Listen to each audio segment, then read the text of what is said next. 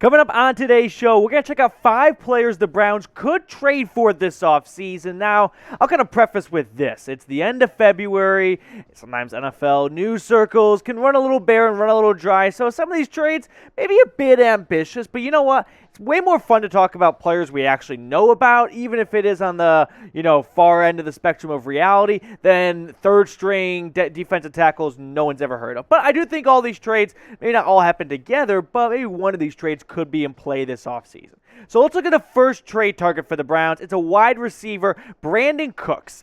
He is the king of trades. I hope he rents and never buys because all he does is live out of a suitcase and keep moving around. He's been with Houston for 2 seasons now, and it looks like he may be on his way out after this year.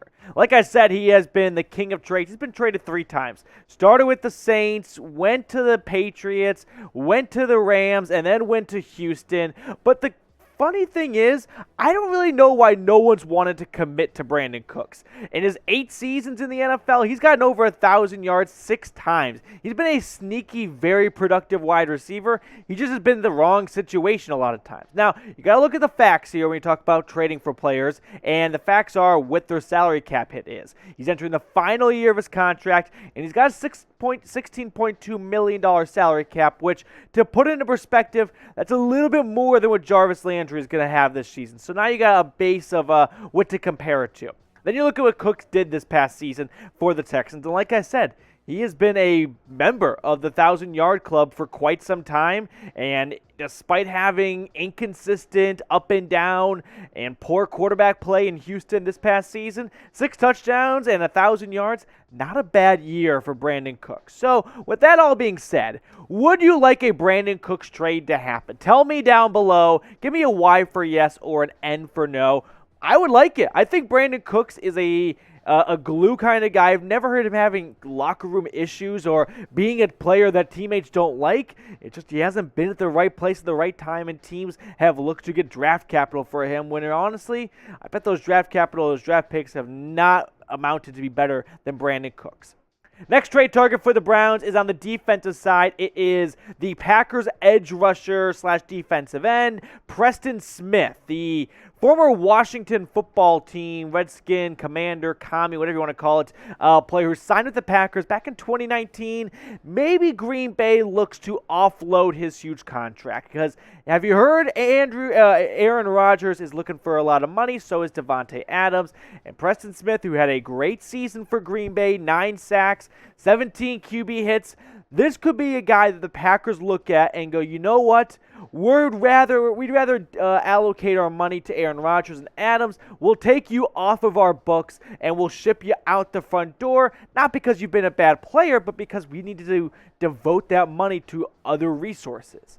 Let me ask you this question, though. If you had to pick a position to trade for, would it be wide receiver or defensive end? I think defensive end could be appealing because you can draft some top-notch guys in this upcoming NFL draft class. So if you want to go get an edge rusher to pair up with Myles Garrett, if Clowney decides to walk in free agency, that could make some sense in my opinion. Let's say the Browns do want to trade for a wide receiver. Well, Calvin Ridley has been the biggest name in the NFL trade rumor circle at the wide receiver position.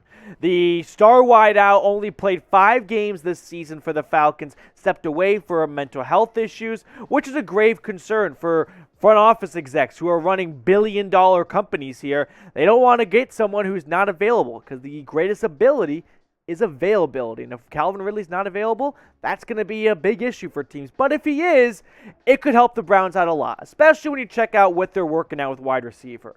Jarvis Landry, if you haven't heard, if you just came out of Iraq or came out from a deep Tacoma, may not be with the Browns for 2022 as Cleveland could save a lot of money and only take out on a $1.5 million dead cap hit. I don't trust DPJ as a wide receiver 1. And if Higgins walks in free agency and it's DPJ and Schwartz and Bradley and some other draft pick, that's not going to help a lot for the Browns. So here's an idea of what a projected wide receiver depth chart could look like for Cleveland. I know this is ambitious. Do I think this is going to happen? Probably not.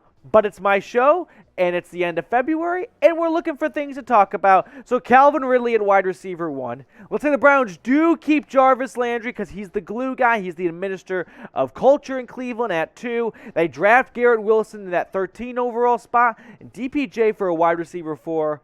You could do a lot worse.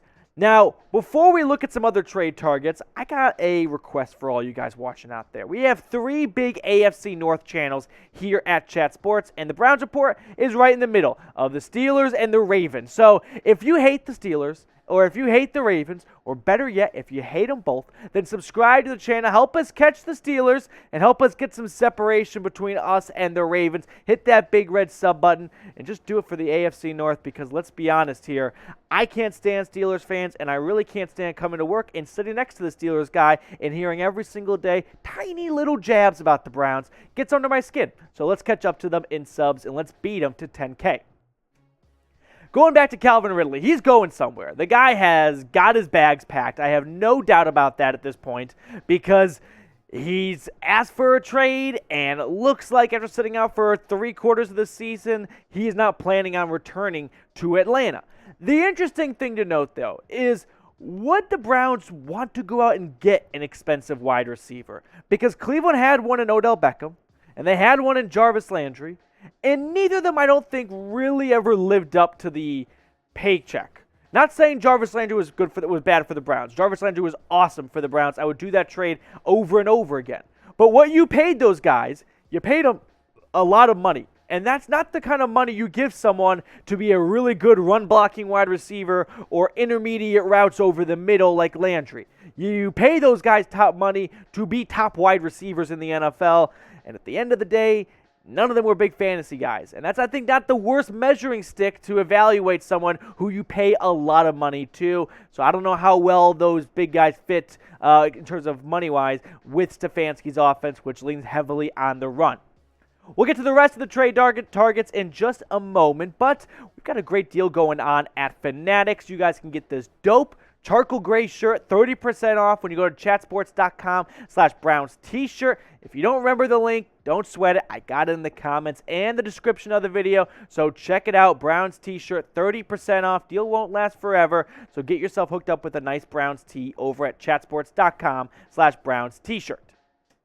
Fourth trade target on the show, Quinnen Williams, the former first-round pick for the New York Jets. The Jets are, and you'll see the next team too, are always a team that can be abused in the trade market because it always feels like they're rebuilding sort of. So yeah, why not try and poach one of their top guys? Quinnen Williams, the last 2 seasons for the Jets, has been one of the better defensive tackles. And without Malik Jackson or Malik McDowell returning most likely, the Browns have to fill those 2 starting spots at their interior defensive line. And Quinnen Williams could make a lot of sense, especially when you look at the fact that he's had 13 sacks over the last 2 seasons. That's a lot of sacks for a guy who works on the interior of the defensive line and who's primarily focused on stopping the run. We look at the numbers for Quinnen Williams, though, in terms of what his salary cap hit is. Just a $10.5 million cap hit this year. And at 25 years old, I would love the idea of trading for Williams and putting on 3-4 more years extension on that contract, getting him for the long haul. And $10.5 million for this season for a top-notch defensive tackle for a salary cap that's going up over $200 million. That's something I could get behind. So I like the idea of trading for Williams, but I want to know what you think here.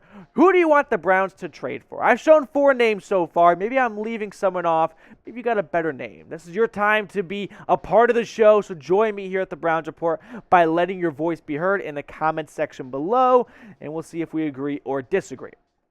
5th and final trade target, like I said, here's a quick life hack. You ever want to sound smart in a bar when talking about trade options? Just talk about the Jags, because Jags players are always available. Jacksonville always seems to be rebuilding, so why not poach their top defensive player outside of Josh Allen at Myles Jack, the linebacker? The Browns linebacker room this year was interesting, to say the least. JOK was awesome when he was out there. Missed a couple games with that ankle injury, but that wasn't a serious detriment to the crew.